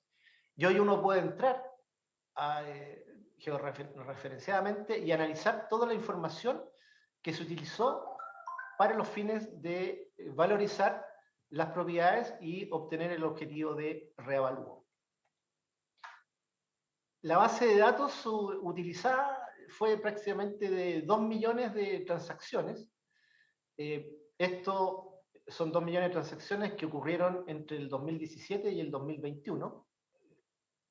Es decir, estamos considerando todo el periodo entre reavalúos. Y esto nos permitió tener entonces una cantidad importante de data, bastante bien distribuido y sólidamente en términos estadísticos, representativo para lo que ha sido los movimientos de mercado para cada una de las áreas homogéneas. El proceso entonces está en términos de determinar bien el valor de la base tributable y asociado a eso y de lo que ocurre con la valorización del proceso, también eso tiene una incidencia en términos de determinar el límite de exención asociada al valor de las propiedades que quedarían afectadas y las que quedarían exentas. Y eso nos llevó a que el proceso hizo que el límite exento subiera de 38.7 millones a 47,4 millones de pesos. Es decir, hoy por hoy cualquier vivienda cuyo valor de avalúo esté por debajo de los 47.400.000 no va a estar afecta al impuesto territorial. Resultado de esto, quedaron 4.230.000 viviendas exentas del pago de contribuciones, que equivale aproximadamente al 77% de las viviendas. También hay otras medidas que evitan cambios que sean muy bruscos. Por ejemplo, los roles que pasaron de exentos a afectos no pagarán más de 9.400 pesos por cuota durante el primer semestre de entrada en vigencia del revalúo. Adicional a eso, hay una alza global de las contribuciones. Un rol no pagará el primer semestre más de 25% respecto de la cuota que correspondía al fin del revalúo anterior. Y después se incrementará en un máximo de 10% semestral hasta llegar al tope de sus contribuciones. Y por último, el beneficio del adulto mayor. Hoy tenemos más de 95.000 adultos mayores que pagan cero por la contribución de su vivienda y 36.200 pagan el 50%. Además, con el revalúo 2022, 15.000 adicionales quedaron exentos del pago de contribución. Otro efecto que modera el efecto del reavalúo en términos de una base tributable que se incrementa y que obviamente repercute en las cuotas que se tienen que pagar, es que se hizo una actualización de las tasas y las tasas bajaron con respecto a las que teníamos aplicadas en el año 2018. En el 2018, el tramo para viviendas en el tramo alto era de 1,08%, y en el tramo medio, que va entre el valor exento y un tope de aproximadamente 138 millones, que era el que está válido asociado al revalúo del 2018, pagaban un 0,93. Hoy esas tasas bajaron al 1,042 y al 0,893. Con todo, el incremento de giro, es decir, lo que se va a incrementar en términos de recaudación, es un 6,24%. En promedio, el avalúo fiscal de las propiedades está representando hoy aproximadamente un 60% de los valores comerciales de referencia. Desde el punto de vista de los efectos que hubo en el avalúo total, tenemos que, en términos globales, el patrimonio asociado a las propiedades no agrícolas subió de 327 billones de pesos a 400 billones una vez finalizado el reavalúo. Y eso se divide en que el caso del... ¿Puede repetir la cifra que no se entendió bien? Perdón. 327 billones era el valor patrimonial asociado al proceso de avalúo de los bienes no agrícolas, que subió una vez finalizado el proceso de avalúo 2022 a 404 billones.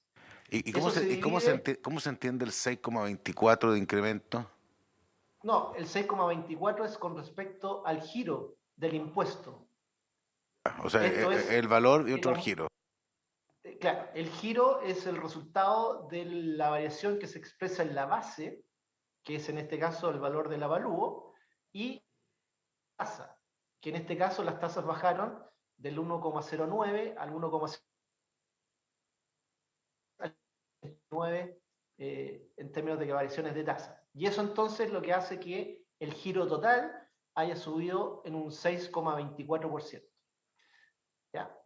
Entonces, desde el punto de vista habitacional, el proceso llevó a que de 191 billones subió el valor de avalúo de 200 a 233 billones, y en el caso de las propiedades no habitacionales, de 100 billones a 170 billones. Ahí está la descomposición del valor patrimonial asociado al valor de avalúo de estos bienes raíces no agrícolas.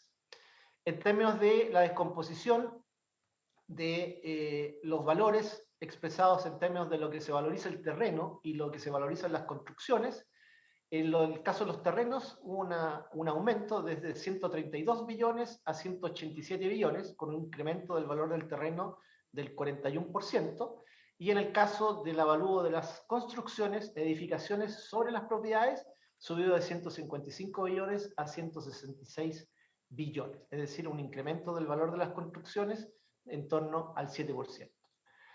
Entonces, los montos que hoy por hoy rigen para aplicar la tasa más alta, del 1,04%, es propiedades cuyo avalúo total de terreno más construcciones supere los 169 millones de pesos. ¿Cuántas son las viviendas que quedan afectas a la tasa alta? Son aproximadamente 82.700 viviendas que pagan la tasa del 1,04 y 1.192.000 viviendas pagan la tasa del 0,893. ¿Sí? Y tenemos 4.200.000 viviendas que están exentas del pago y por lo tanto su pago es cero. Aquí viene el efecto del incremento de la contribución neta semestral. Esto, tenemos un incremento entonces del 6,24%, que se descompone en que a nivel habitacional, en promedio, no hay variación. Vamos a tener el mismo impuesto girado como total, y el esfuerzo mayoritario del mayor pago cae y recae sobre las propiedades no habitacionales, cuyo giro va a aumentar prácticamente en un 9,9%. Esto nos lleva a que la cuota de contribución neta promedio trimestral de los roles habitacionales en todo el país disminuye aproximadamente un 5,6%. ¿Sí? La disminución promedio entonces que va a tener la cuota habitacional va a ser aproximadamente de 7.000 pesos. Eso como promedio. Aquí hay una imagen de los efectos de los últimos 3 revalúos, donde en el caso del año 2013-2014, que se hizo en los 2 años, el proceso de reavalúo subió el valor del patrimonio de 489.000 millones a casi 510.000 millones. En el reavalúo del 2018 se incrementó de 635.000 a 678.000. y en el caso del revalúo 2022 subimos de 824.000 a 875.000. Y eso en términos de contribuciones netas, tenemos un incremento en el año 2022 de 51.000 millones de pesos versus los 43.000 millones de pesos que representó el incremento del revalúo anterior. El total de predios reavaluados aumentó considerablemente el número, que tiene que ver con las dinámicas de construcción que hubo entre el 2017 y el 2021, donde pasamos de 6.600.000 predios a 7.488.000 predios o roles propiamente tal.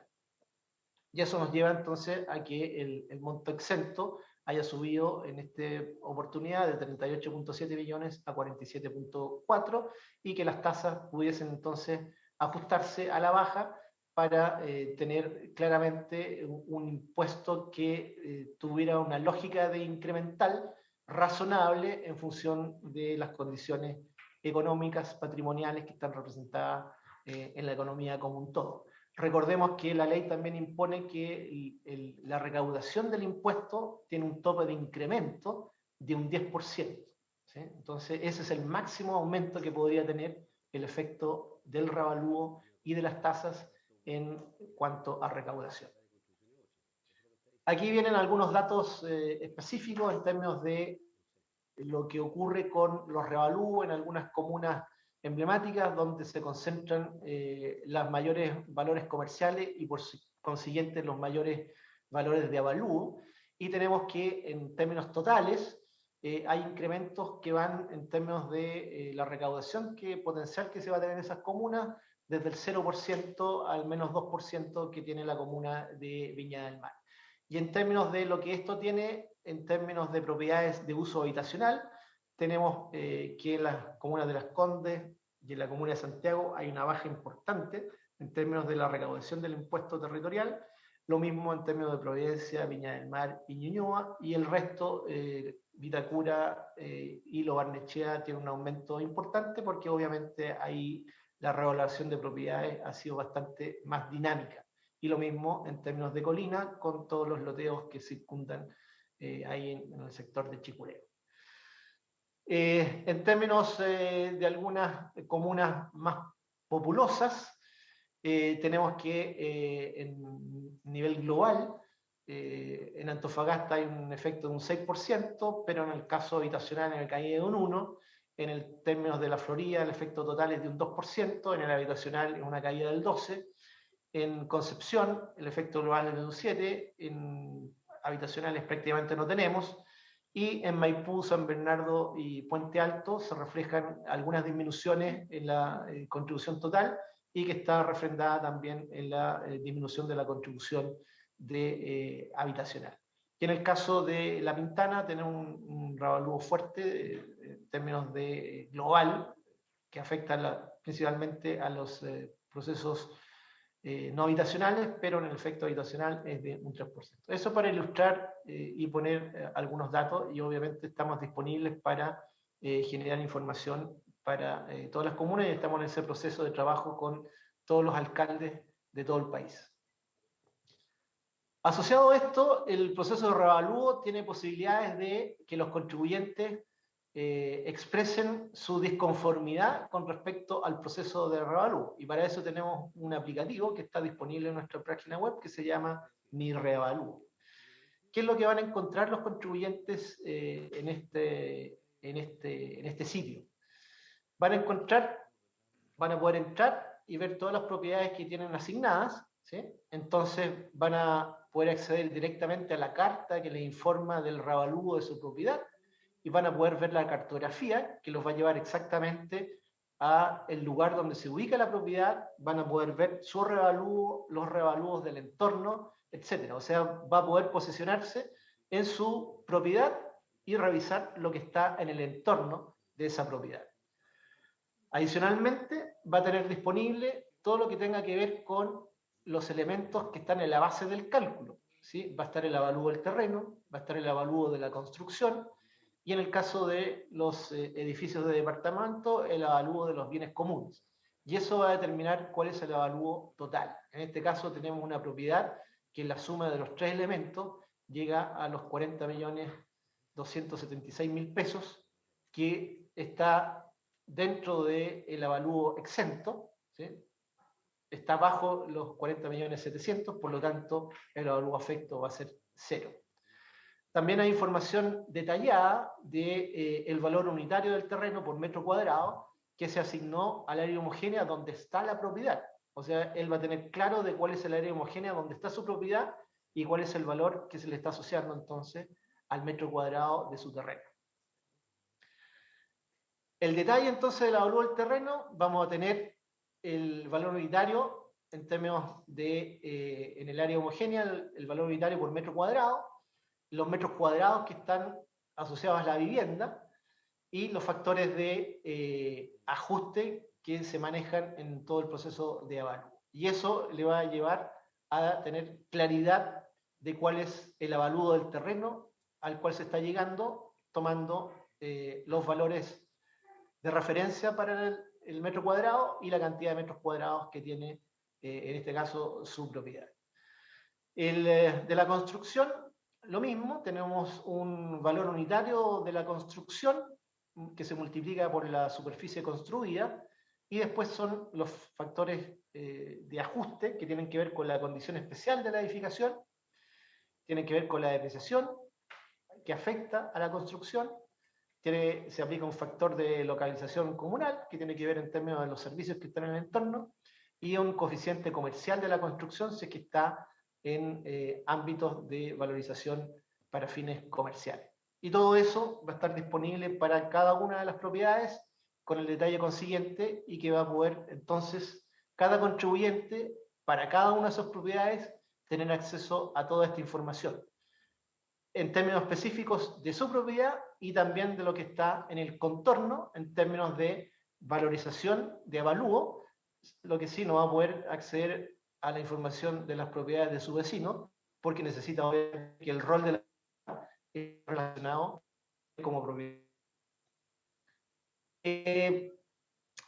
Entonces, desde el punto de vista predial, hoy por hoy tenemos un conjunto de información que está accesible en términos de todas las transacciones que ocurrieron en el periodo y que fueron consideradas en el proceso de reavalúo, ¿sí? Hoy por hoy tenemos un grado de transparencia inédito en términos de los procesos de reavalúo de los años anteriores.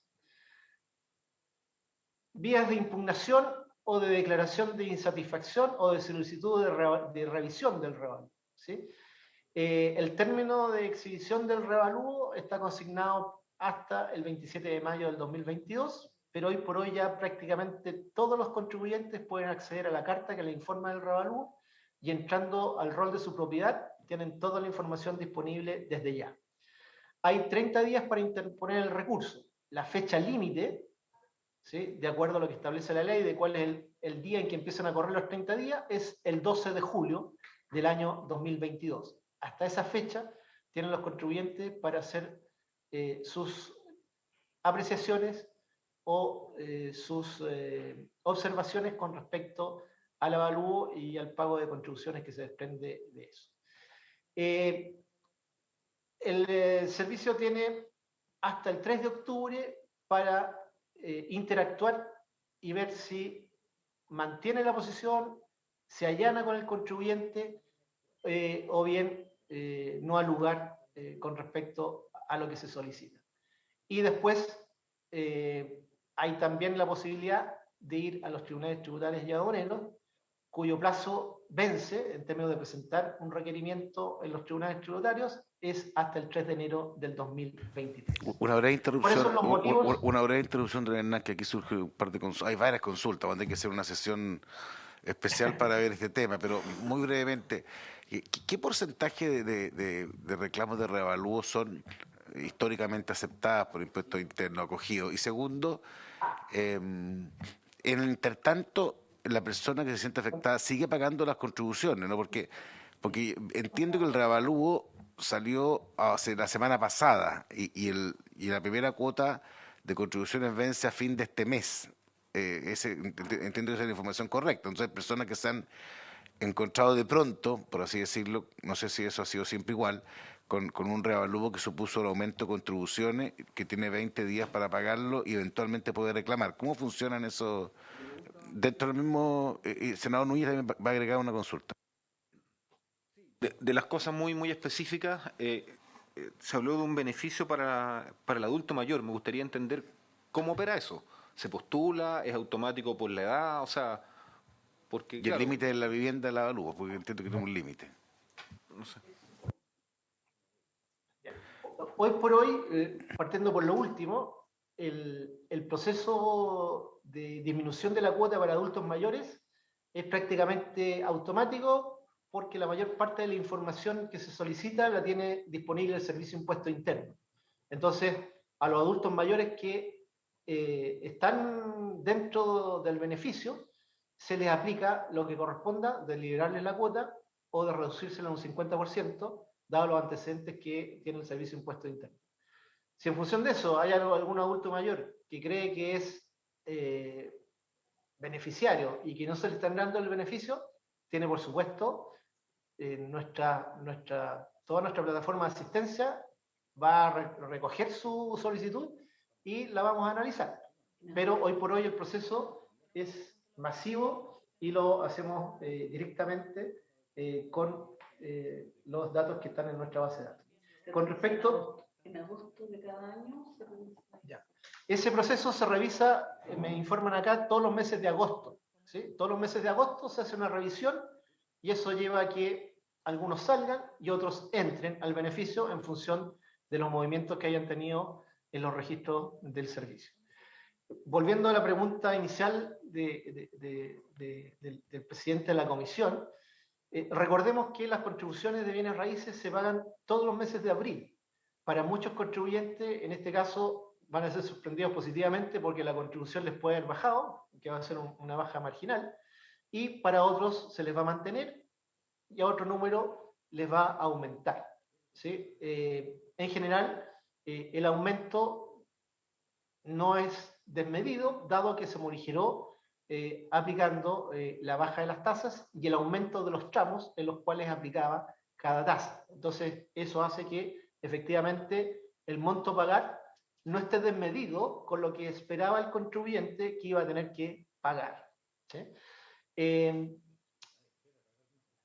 Eso desde el punto de vista de lo que tiene que ver con el proceso propiamente tal. ¿Y los plazos, qué porcentaje más o menos se hace para...? El año pasado, en el revalúo anterior, en el 2018, los reclamos fueron menos de 1.500 a nivel nacional.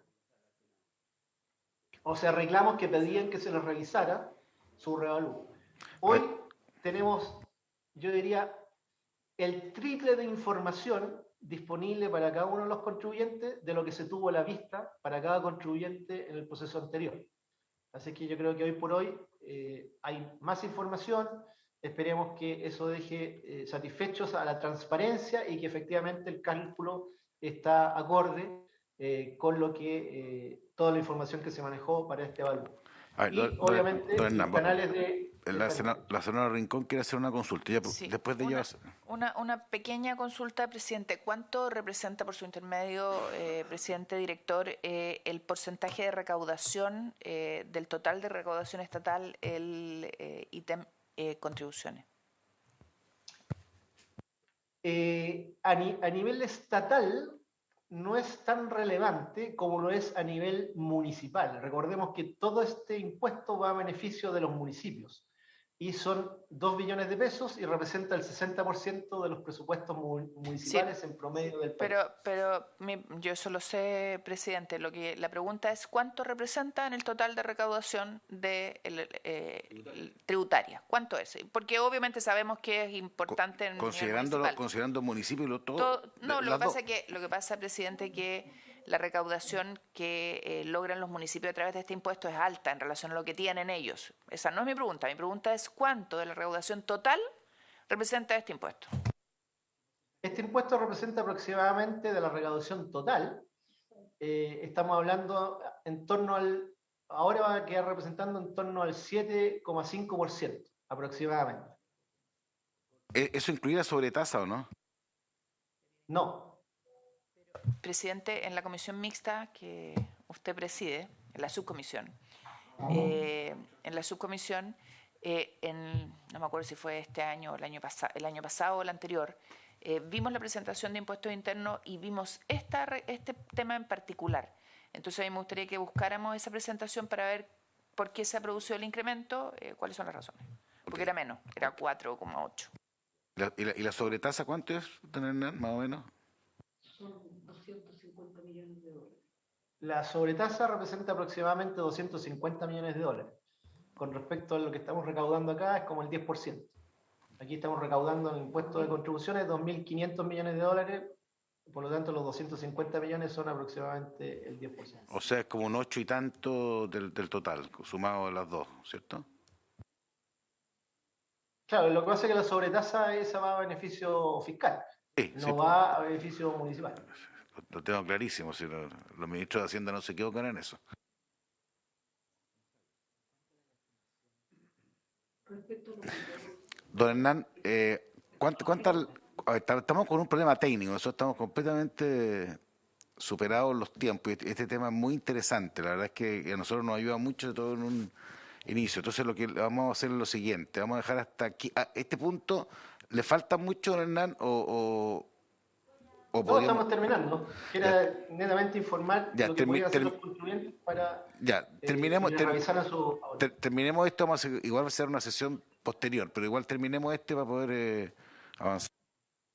Ahí terminamos. Esa era la última lámina. Perfecto. Entonces hagamos una cosa, don Hernán. Yo quiero, porque hay harta inquietud, harta pregunta y queremos revisar los datos que justo nos llegaron ahora. Entonces, le agradezco la presentación, nos ayuda harto a ubicarnos más en esta materia. El tercer tema lo vamos a dejar para una próxima sesión y en el cual vamos a hacer las consultas respecto de este segundo. Así que la primera semana de mayo lo vamos a convocar, don Hernández, ahí vamos a aprovechar de ver cómo va la operación Renta 2000, o cómo fue la operación Renta 2022, o cómo está yendo, no podemos saber, y ahí queremos hacer algunas consultas respecto del tema de contribuciones, y ahí vamos a abordar el tema de los términos de giro, que es algo que también nos inquieta, porque nos han llegado muchos planteamientos respecto a las facilidades o dificultades que se producen respecto de ese proceso, que en momentos de cambio económico son muy relevantes, tanto para terminar una sociedad como para reiniciar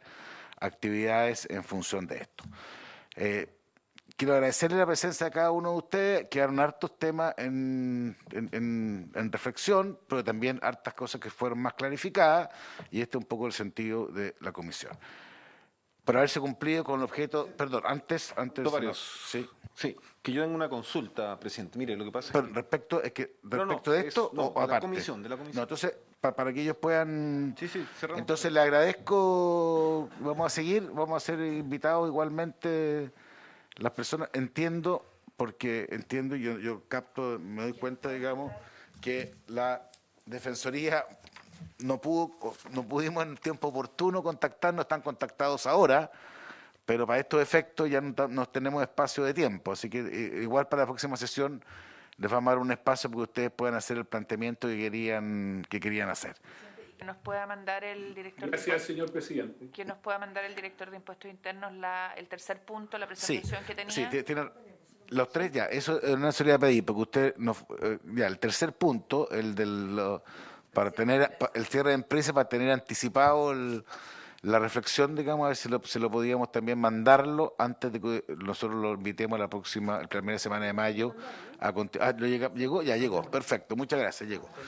Bueno, muchas gracias a cada uno de los participantes, a la Tesorería, a la Defensoría, al Colegio de Contadores y al Servicio de Impuestos Internos por esta presentación. Como le digo, vamos a tener que seguir trabajando un poco esto, porque creo que son temas muy relevantes de tener claridad entre todos para ver lo que se nos viene. Por haberse cumplido con los objetos de la sesión, voy a liberarlos de que ustedes para que puedan salir de la sesión, pues nosotros tenemos un tema de comisión interno adicional. Muchas gracias.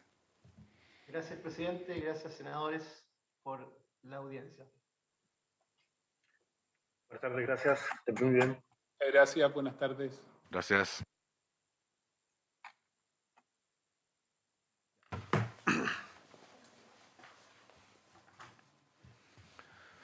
Sí, presidente, lo que pasa es que nos llegó una citación ahora al correo de la comisión para el próximo miércoles, ¿ya? Para el subsiguiente. Subsiguiente, sí. O sea, de vuelta a la distrital, ¿ya? Y ahí se nos informa que vamos a ver el tema de la ISEP y un tema referido a la información que se le entrega a la Cámara de Diputados por el Banco Central. Entonces, yo tengo una pregunta de cuál es la dinámica de funcionamiento de la comisión, porque yo tengo una experiencia en la Cámara de Diputados.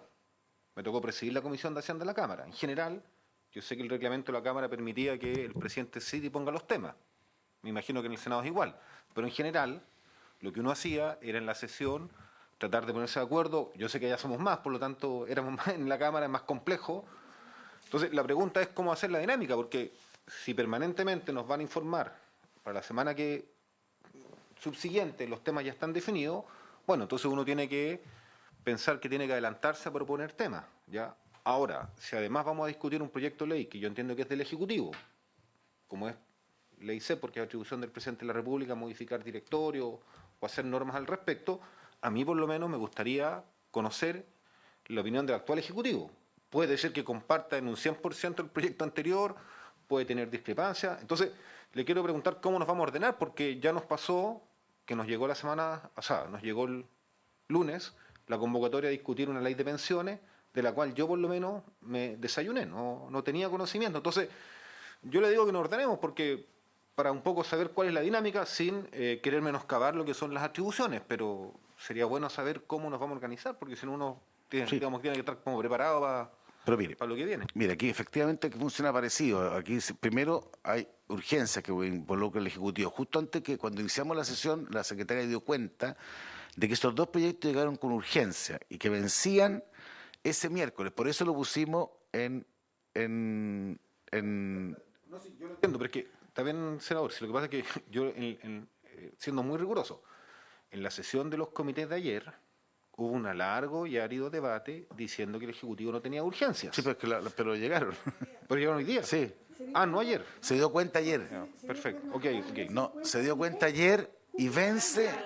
Entonces, justo antes que usted llegara, debatimos el tema.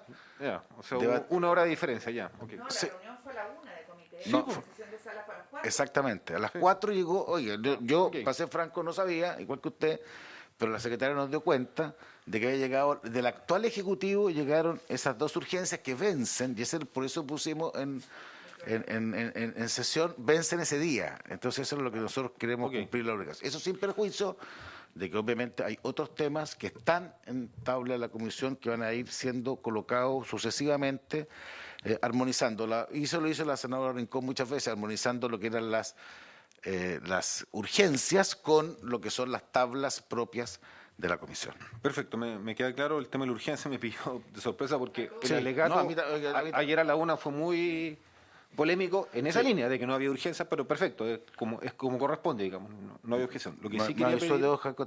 me avisó Macarena Lobos un poco antes de que se pusiera la urgencia ayer, y por eso hoy día es lo que se estaba pidiendo, así que sí, correcto. Lo que yo también quería agregar es que los días miércoles a las 11:30 me toca presidir la Comisión de Pesca, entonces yo le quería pedir, presidente, que si el funcionamiento puede ser de 10 los miércoles a 11:30, para así no ausentarme en la etapa final de la comisión. Vamos a hacer todo el esfuerzo. Incluso, don Daniel, yo quise citarlo el martes, pero el martes estábamos con el informe de finanzas públicas, y eso es por ley. Y ahí pero yo concuerdo con usted que a la tranquilidad vamos a tratar siempre de hacerlo los martes, y si es el miércoles, vamos a hacerlo de 10 a 11:30. Eso. Senador Rincón. Yo no soy parte formal de esta comisión, pero estoy viniendo a ella. Como si fuera. Yo no sé si ustedes están usando el WhatsApp que teníamos en la comisión para los miembros de la comisión, porque eso ayuda harto a lo que dice el... Terminemos la sesión, porque eso vamos a explicarlo. Por haberse cumplido con los objetos de la sesión, se levanta.